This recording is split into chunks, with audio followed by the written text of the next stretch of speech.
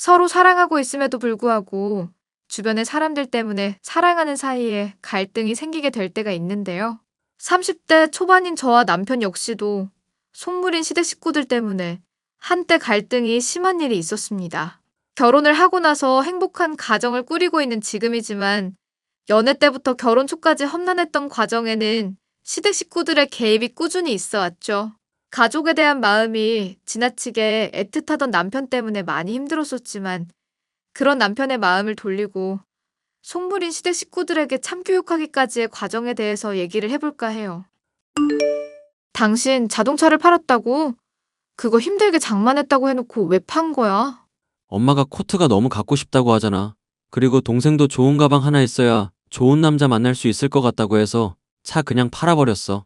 대중교통 타는 게 돈도 절약되고 여러모로 좋잖아. 진심으로 하는 얘기야? 우리 결혼 앞두고 있고 앞으로 돈 나갈 구석도 많은데 그렇게 돈을 함부로 쓰면 어떡해? 말을 너무 심하게 한다. 함부로 쓰다니. 가족한테 쓰는 거잖아. 가족. 세상 누구보다도 믿을 수 있는 게 혈연이라고 하는데 그 정도 돈이 아깝다고 못 쓰는 건 말이 안 되지. 솔직히 혈연도 혈연 나름이지. 솔직히 당신이랑 어머님 핏줄로 이어진 관계는 아니잖아. 친엄마도 아닌데 매일같이 가방에 명품 코트에 비싼 시계 다 챙겨주다 보면 당신 돈은 언제 모으려고 그래? 그런가? 나는 베풀면 언제든지 돌아온다고 믿고 있어서. 왜? 저번에 영수만 하더라도 내가 결혼식 축의금 많이 냈더니 당신이랑 나랑 결혼하면 10배로 갚겠다잖아. 걔가 식당 일 힘들다길래 많이 보탰는데 이젠 아주 잘 나간다고 그러더라고. 그럴 만한 사람한테 베풀어야 말이 되는 거지. 영수 씨 얘기로 화제 전환하려고 들지 말고. 엄마도 좋은 사람이야. 아니, 주변에 좋은 사람들이 많은 건 알겠어. 그게 당신 성격 덕분인 것도 알겠고. 그런데 세상에는 좋은 사람만 있는 거 아닌 거 알잖아. 그런 당신 성격 호구처럼 알고 이용해 먹으려는 사람도 분명히 있다니까? 그런 사람들한테까지 다 당하면서 살래? 좋게 대하다 보면 언젠가는 진심을 알아줄 거야. 엄마랑 동생도 언젠가는 내 진심 알아주겠지? 설마 나 건물주라는 거 어머님이면 아가씨한테 얘기한 거 아니지? 사업한다고 얘기하면 괜히 용돈이며 물건이며 사달라고 하실 것 같아서 비밀로 해달라고 했던 거 기억하지? 당연하지. 기억해둬. 난 그냥 평범한 직장인인 거야.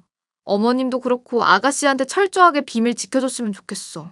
나는 당신이 우리 가족을 너무 못 믿는 것 같아서 가끔은 서운하다. 엄마가 그래도 잔정이 많은 사람이야. 나 저번에 먹으라고 반찬도 집 앞에 갖다 놓고 그러셨는데 손수 만든 반찬 얘기를 믿는 거야? 분명 반찬 가게에서 사서 당신 갖다 준 거라니까? 어떻게 갓 담근 김치가 그렇게 신김치처럼 익어 있을 수가 있는데? 그런 얘기들을 하는데 또 의심 없이 다 믿으니까 당신을 우습게 아는 거 아니냐고. 그만해. 나도 염두에 두고는 있으니까.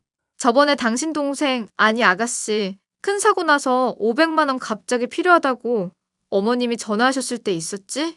그때도 당신이 믿고 돈 붙여줬는데 나중에 알고 보니까 거짓말이었잖아.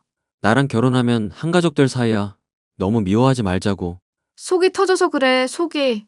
하여튼 결혼하게 되면 어머님이랑 아가씨랑은 자주 안 봤으면 좋겠어. 나랑은 진짜 결이 안 맞는 사람들이거든. 그래. 그렇게 솔직하게 말해주니까 차라리 고맙다. 결혼을 앞두고 있는 예비 신랑은 주변에서도 평판이 좋고 착한 사람이었습니다. 돌아가신 예비 신랑의 아버님이 성품도 좋고 잘 베풀던 분인지라 그 기질을 물려받은 덕분이었죠. 하지만 남편의 친모가 아닌 저희 예비 시모는 그와는 정반대의 성품을 갖고 있었는데요. 친딸만 편애를 하면서 친아들이 아닌 남편에게 돈 뜯어낼 궁리만 하며 아무렇지 않게 거짓말을 되풀이하는 사람이었답니다. 머리가 나쁜데도 잘난 척하면서 보이스 피싱이라든가 사기라든가 다단계 같은 것들도 죄다 손에 대더라고요. 분수에 맞지 않게 욕심내며 인생을 대충 살아가던 태도에 한숨만 나올 뿐이었는데요. 심지어 평범한 직장인이라고 저를 소개했더니 매일같이 많은 돈을 벌 수 있다며 저를 현혹시키려는 태도에는 기가 막히기까지 했습니다. 아가, 너도 우리 아들이랑 결혼하게 되면 새 집도 필요할 거고 돈 나갈 구석이 한둘이 아닐 거다. 그러려면 미리 대비도 하고 준비를 해야 될 텐데 지금 직장인 월급으로는 빠듯하지 않겠니? 네, 어머님, 제가 열심히 일해왔고 오랫동안 했던 저축도 있어서 크게 걱정 안 하셔도 될 것 같아요. 제 나이 이제 30대 초반이고 주변 사람들도 결혼한 분들이 아직 많이 없거든요. 그러니까 앞으로 꾸준히 모으면서 성실히 일하면 괜찮을 것 같은데요. 그런 뜬구름 잡는 이야기를 할 게 아니다. 세상이라는 거는 냉혹한 법이야. 가진 자들이 더 가지고 못 가진 자들은 착취당할 수밖에 없는 구조라고. 네가 성공을 하려면은 이 늙은 사람의 말을 경청해야지. 세상 지혜라는 게 교과서에만 있는 게 아니다. 살면서 겪고 부딪히면서 배우게 되는 것도 있는 법이란 말이다. 내가 예전에 책 낸 적도 있다고 얘기하지 않았니? 네, 무슨 법 관련해서 책 냈다고 남편에게 들은 적 있어요. 나이도 있으신데 대단하시네요. 그러니 바른 소리만 하지 말고 나한테 신뢰의 증거를 보여줘야지. 신뢰의 증거라고 하시면 어떤 걸까요? 모른 척을 하는 거니? 아니면은 정말 모르는 거니? 후자라면 실망이다. 사람이 기대를 하면 실망이 큰 법이라고 했어. 내가 우리 똑똑한 아들, 대체 어떤 사람이랑 결혼하게 될까 쭉 지켜보고 있었는데, 너처럼 지혜가 부족하면 실망이 크겠니 작겠니? 그러면 제가 어머님한테 믿고 투자를 해야 된다는 뜻일까요? 어떤 부분에 투자를 해야 되는 건지, 무슨 사업을 시도하시려는 건지, 수익 구조는 어떻게 되는 건지에 대해서 제가 들은 게 없잖아요. 그러니까 네가 삶의 지혜가 모자라는 거다. 원래 알자배기 정보를 알면 남들이 다 파악해서 따라하지 않겠니? 그러니까 그런 것들은 베일에 가려져 있는 법이야. 너가 믿고 투자를 하면 2배, 3배는 불려줄 수 있다는데 왜 이 시험이 말을 못 믿고 그래? 못 믿는다기보다는 자세하게 설명을 들어야 제가 투자를 할 수 있겠다는 거죠. 갑갑하다 갑갑해. 아무렴 내가 책까지 낸 사람인데 그런 것도 모르고 투자를 하겠니? 무시 안 당하고 살려면 나처럼 학식을 쌓고 꾸준히 책을 읽으면서 자신의 능력을 키우고 돈도 많아야 하는 거다. 돈 냄새를 맡을 줄 알아야지. 척 보기에는 돈 냄새가 안 나는 것 같아서요. 이미 아들도 투자를 했는데 네가 여기서 못하겠다고 발을 빼면 어쩌자는 거니? 설마 이 시어미가 너한테 사기라도 친다는 뜻이냐? 아무리 아직 결혼을 안 했어도 내 며느리라고 생각하고 이뻐해주고 있었더니 아주 뒤통수를 거하게 후리는구나. 어머님께서 좋은 뜻으로 말씀해 주시는 건 잘 알겠어요. 그런데 저는 확실한 게 아니면 투자 안 하거든요. 아니다 싶을 때 손절하는 것도 능력이라고 배워서요. 그러니까 아니다 맞다를 네 주제에 어떻게 판단하냔 말이다. 듣자 하니 직장인이라고만 하지. 변변찮은 회사 이름도 못 대지 않았니? 그런 애를 우리 아들이랑 결혼시켜 준다고 하면 감사합니다 하면서 내 말을 잘 따를 생각을 해야지. 솔직히 말해서 내가 작정하고 반대하고 나서면 네 결혼 성사되기 어렵다. 너도 남편 벌어오는 돈 받으면서 집에서 편하게 살고 싶은 마음 아니냐? 솔직히 말해보거라. 같은 여자로서 내가 그 심리는 잘 알고 있으니까 말이다. 저는 결혼하고서도 계속 일하고 싶고 이미 합의가 됐던 부분들이에요. 그래, 말은 누구나 그렇게 해야지. 하여튼 투자권 올해는 못 기다려주니까 잘 생각하거라. 조만간 내가 연락하면 제깍제깍 받아라. 한번 전화했을 때 바로바로 받으란 말이다. 제가 일하느라 바쁠 때가 있어서요. 어머님 양해 부탁드릴게요. 일하느라 바쁘면은 화장실에 가든지 잠깐 급한 일 생겼다고 하면서 핑계를 대면 될 거 아니야? 그런 요령 머리도 없니?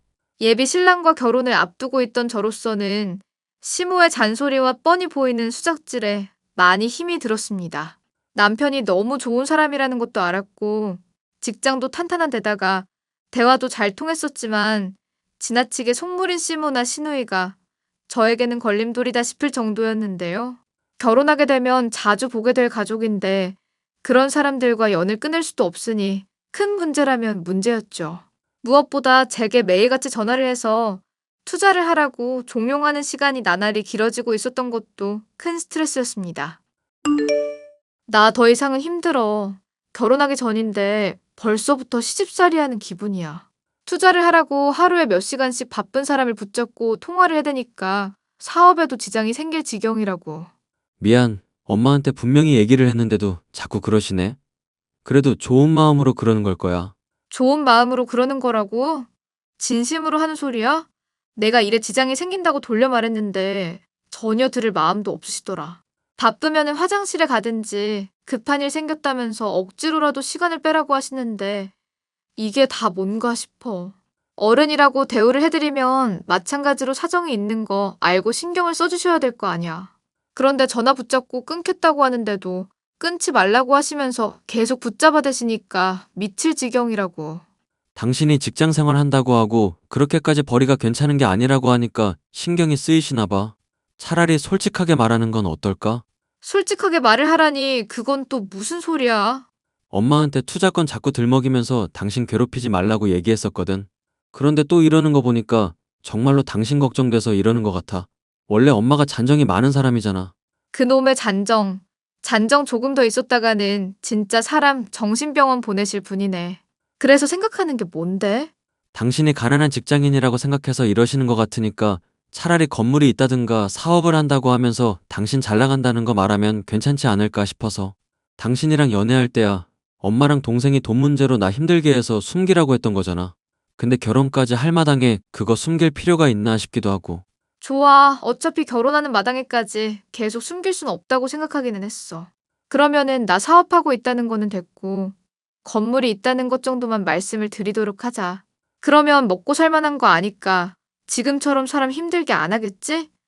참 어머님이 책 내셨다고 하는 거 진짜야? 옛날에 아빠한테서 건너 들은 이야기랑 본인이 나름 공부한 거 가지고 책 낸 게 있기는 해. 그런데 자비 출판이라서 책 냈다고 말하기도 창피한 수준이기는 하지만 책을 내긴 내셨구나.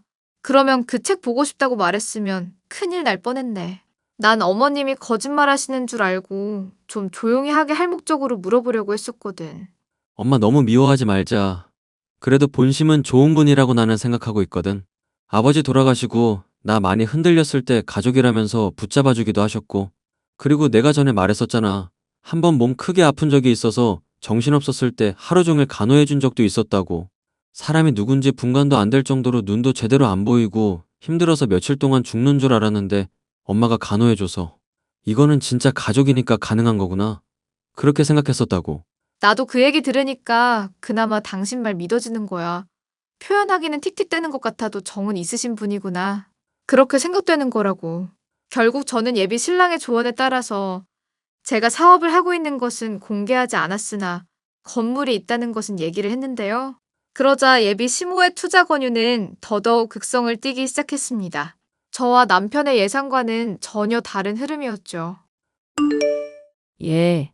내가 술까지 마시고 이렇게 너한테 애원을 해야겠니? 내가 정말로 답답해서 그래. 좋은 기회가 있는데 왜 그걸 놓치냔 말이다. 어머님, 저 결혼식 준비 때문에 많이 바빠요. 힘드니까 하루에 전화하는 시간은 조금 줄여주시면 안 될까요? 매일같이 전화를 받으니까 업무에 지장이 생길 지경이네요. 그런 식으로 매몰차게 말하지 말거라. 나는 좋은 마음에 그러는 건데 네가 자꾸 거부를 하고 있으니까 답답해서 이러는 거잖니? 사람이 말을 하면 새겨들을 생각을 해야 되는 거다. 아무리 쓸모가 없어 보이는 거라고 해도 그 안에서 지혜를 발견하고 좋은 부분을 찾아내야 하는 거라고. 개똥도 약에 쓰려면 없다는 말 들어보지 않았니? 네, 들어봤어요. 저도 나름대로 책 같은 거 많이 읽어서 잘 알고 있는 말이고요. 네가 잘 알고 있다고 생각하지만 실제로는 잘 모르는 것 같아서 하는 말이다. 사람이 말이다. 머리로 아는 거랑 몸으로 아는 거랑은 전혀 차원이 다르다. 네가 못 누려본 것들이며 못 겪어본 것들이며 죄다 알고 있다고 생각하나 본데 그게 자만이라는 걸 알아야 해. 건물이 있다고 해서 그거를 언제까지고 먹고 살 만큼 굴릴 수 있을 것 같니? 당장 전쟁이라도 나면 그 건물들 있어봤자 다 소용없는 거다. 그러니까 사람이 투자를 하면서 적극적으로 움직이고 재산을 불려나갈 생각을 해야지. 왜 멍하니 가만히 있어서 기회를 날리냔 말이다. 전에 제가 먹고 사는 게 힘들 것 같다면서 걱정해 주신 거잖아요. 저 건물도 있고 거기서 나오는 돈으로 먹고 살 만큼은 벌어요. 그런데도 왜 자꾸 이렇게 걱정해 주시는 건지 이해가 안 가네요. 내가 답답해서 말을 하는 거다. 너 갑자기 애 낳았는데 희귀병이라도 걸린다고 생각해봐라. 솔직히 네가 나이가 아주 젊은 편은 아니지 않니? 근데 애 낳았는데 갑자기 장애가 있다거나 하면 깨질 돈이 한두 푼이겠어? 그럴 때 대비하려면 돈을 장만해 놔야 된다는 거다. 전에는 네가 돌멩이 정도 갖고 그거라도 안 굴리나 싶어서 갑갑한 마음이었으면 지금은 조금만 굴려도 큰 눈덩이 만들 수 있는데 왜 안 굴리나 싶어서 미칠 지경이란 말이다. 내가 너 때문에 끊었던 술을 다시 시작했다니까? 그렇게 걱정해 주시는 건 너무 감사한 일인데 제 나름대로는 어디에 투자를 해야 되고 어디에 써야 될지 계획이 있어서 그래요. 결혼 준비 때문에 많이 바쁜데 나중에 얘기하시는 건 어떨까요? 결혼 준비는 너 혼자 하니 세상 짐 너 혼자 짊어지고 있다고 생각하지 마라. 당장 정수가 결혼하는 것 때문에 미연이가 얼마나 심란한지 네가 알아. 좋은 남자들 만나야 될 시기에 돈이 부족해서 연애도 못하고 있잖니. 걔한테도 내가 얼마나 잔소리를 했는지 몰라. 돈 많은 남자를 만나라든가 돈을 미리 갖고 있어야 돈 많은 남자를 만날 가능성도 높아진다든가 하는 식으로 말이야. 그런데 내 말 안 듣다가 결혼 정년기 다 왔는데도 지금 남자 제대로 하나 못 물고 있는 상황 아니냐? 아가씨가 돈 많은 남자를 만나건 말건 사실 저로서는 상관없는 이야기 아닐까요? 저는 아가씨에 대해서 잘 모르고 아가씨가 어머님 말씀 안 들은 게 제 잘못도 아니니까요. 지금 상관이 없다고 말을 하려는 거니 결혼하게 되면 다 한 가족 아니냐? 그런데 네가 지금 상관없다고 말하니까 아주 당혹스럽구나. 아니면 내가 지금 술에 취해서 네 말을 제대로 못 알아들은 거니? 똑바로 얘기해 보거라. 아니에요. 어머님 제가 말이 지나쳤어요. 일단 술 깨시고 나중에 이야기를 해보기로 하죠. 제가 먹고 살만하다는 것을 알리면 마음을 돌리고 투자 권유를 하지 않을 줄 알았지만 오히려 더 극성인 시어머니였습니다. 이 문제를 놓고 저는 예비 신랑에게 따지려고 했었는데 그러지는 못했죠. 예비 신랑의 침울한 표정을 보았기 때문인데요. 표정이 왜 그래? 하늘이라도 무너진 사람처럼. 아니야. 그냥 결혼 준비 때문에 바쁘기도 하고 여러모로 신경 쓸 때가 많아져서 그런 거지. 솔직하게 말해봐. 이런 이유가 있을 거 아니야. 당신 아무리 힘들어도 껄껄거리면서 웃어넘기던 사람이었잖아. 어머님이 거짓말로 몇백만 원 뜯어갔을 때도 멀쩡해 보이던 사람이 그런 표정을 짓고 있는데 그냥 넘어가라고? 모르겠다. 사실은 내가 이렇게 인생을 사는 게 맞나? 회의감이 들기 시작했어. 누굴 믿어야 할지도 모르겠고. 그러니까 나한테 이야기를 해보라고. 결혼할 예비 신부한테도 말을 못하고 있으면 어쩌자는 거야? 엄마 말이야. 나한테 신경 쓴다는 거 거짓말일지도 모른다는 생각이 들어서. 피는 안 이어져 있지만 길은 정 있다면서 가족이라더니 당신이 그런 소리를 하니까 참 신기하다. 왜 그런 결론에 도달하게 된 건데? 엄마가 최근에 술 많이 마시면서 당신들들 복가됐잖아. 그래서 나도 그러지 말라고 화낸 적 있었거든. 그랬더니 엄마가 핸드폰 집어던지면서 성질내다가 나한테 핸드폰까지 집어던졌거든. 세상에, 당신은 괜찮아? 핸드폰 고쳐오라고 하긴 하더라. 겉보다 나 정말 아파서 죽을 것처럼 힘들었을 때 간호해준 사람 엄마 아니더라고. 그게 무슨 말이야? 아빠 돌아가셨을 때 사진이며 동영상이며 내가 남겨놓은 거 없어서 많이 심란하다고 했었던 건 기억나지? 그래서 엄마는 그런 거 찍어둔 거 있으려나 싶어서 사진이랑 동영상이며 대화 내용들 같은 거 다 백업해뒀었거든. 그런데 아빠랑 엄마가 나눈 대화 보니까 내가 알던 진실이 많이 다르다는 걸 알게 됐어. 그럼 당신 간호해준 사람이 누군데? 아빠랑 이웃집 아줌마가 돌봐준 거였어. 나는 나 힘든 걸 엄마 혼자서 감당해왔고 나 위해서 그런 거라고 생각했었는데 아니더라고. 그때 엄마 친구들 만나서 여행 가고 있었고 아빠랑 그것 때문에 싸웠더라고. 그 사실 알면은 내가 원망하거나 삐뚤어질까봐 아빠가 거짓말한 거였지. 엄마도 그 거짓말에 편승해서 그걸로 나한테 가족이니 뭐니 끈 붙잡고 있는 거고. 기가 막혀서 참나. 세상에, 어머님은 이때까지 그걸 당신한테 숨긴 거야? 너무 뻔뻔해서 말이 안 나올 지경이네. 이제라도 진실이 뭔지 알았으니까 차라리 홀가분하지 뭐. 근데 걱정이야. 그래도 가족이라면 가족인데 아예 버릴 수는 없는 노릇이니까. 가족이라는 게 별거야? 서로 챙겨주고 위하는 마음이 있어야 가족인 거지. 앞으로 당신이 어머님이며 아가씨며 챙겨줄 생각 절대로 하지 마. 당신이 돈 버는 거 이용해서 자기들 배 채울 생각만 하는 것 같아서 솔직히 그동안 마음에 안 들었어. 하긴 그렇네. 그뿐만이 아니야. 당신이 버는 돈이며 재산이며 당연히 본인들 거라고 생각하고 있는 거. 정말 기가 막히지 않아? 아가씨가 저번에 나랑 당신이랑 같이 있는 자리에서 했던 농담 기억하지? 당신 죽으면 사망보험금은 자기 거라고 했던 말 당신도 기억하고 있잖아. 확실히 그때 일 생각하면 나를 어떻게 보고 있는지 잘 알겠더라. 나는 이 사람들한테 그냥 돈줄 그 이상도 이하도 아닌 거라는 거. 우리 결혼하면 행복하게 살자. 이 사람들이 우리한테 어떻게 대하건 어떻게 나오건 신경 안 쓸 정도로 우리끼리 행복하면 되는 거잖아. 알겠지? 고마워. 나 정말로 당신한테 잘할게. 위기는 기회가 된다는 말이 있잖아요. 제가 건물을 갖고 있다는 사실을 알고 나서 저를 더 들들 볶아대던 시어머니가 취해 핸드폰을 박살낸 것이 전화위복이 되었죠. 작고 작은 우연이 겹친 것이지만 결과적으로 남편이 시어머니와 시누이에게 완전히 학을 떼게 되었으니 저로선 다행스러운 일이었죠. 이 문제 때문에 결혼을 해야 되나 마나 고민까지 하고 있던 저는 그 뒤 신속하게 결혼식도 올리고 신혼여행도 다녀올 수가 있었는데요. 결혼 때까지는 잠잠하던 시모는 이 같은 사실도 모른 채 또다시 헛소리를 해대더군요. 애미야, 결혼했으니까 네가 가진 건물 우리 아들 명의로 돌리거라. 건물을 명예 이전하라니요? 바쁜데 급하다고 하셔서 전화했더니 그게 무슨 소리세요? 아무래도 그런 집 같은 거나 건물 같은 거는 여자가 갖고 있는 것보다 남자가 갖고 있는 게 훨씬 더 든든하고 안전한 느낌이 들잖니. 내가 안 그래도 용한 점쟁이한테 물어봤는데 네가 그거 갖고 있으면 조만간 다 말아먹는다고 하지 뭐냐. 이거 정말 큰 일이다 싶어서 너한테 말을 해주는 거야. 이게 무려 100만 원이나 써서 알게 된 정보다. 하여튼 빨리 따르거라. 갑자기 점쟁이라니 그게 무슨 소린지 모르겠네요. 명의전은 또 뭔가 싶고요. 무엇보다 저 가진 건물 없는데요. 점쟁이가 용하진 않나 본데요? 뭐, 그게 무슨 소리니? 가진 건물이 없다니? 사실 어머님께서 저한테 너무 스트레스를 줘서 그랬던 거예요.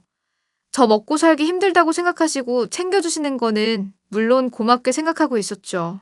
그런데 제 일상 업무까지도 방해될 정도로 계속 전화를 해대시니까 안심시켜드리려고 거짓말했던 거예요. 그러면 지금 너랑 아들이 짜고 나를 속였다는 얘기니 사기를 쳤다는 거야? 사기라니 무슨 이야기를 그렇게까지 하세요? 그냥 전화 좀 덜 받고 싶어서 그런 거죠. 양해 부탁드린다고 얘기를 했었는데 한 번을 안 들어주셨잖아요. 그게 사기지. 너 사람과의 관계에서 신뢰가 얼마나 중요한 문제인지 아니? 알죠. 그런데 어머님도 솔직히 말하면 그런 신뢰를 잘 지키는 분은 아니시지 않나요?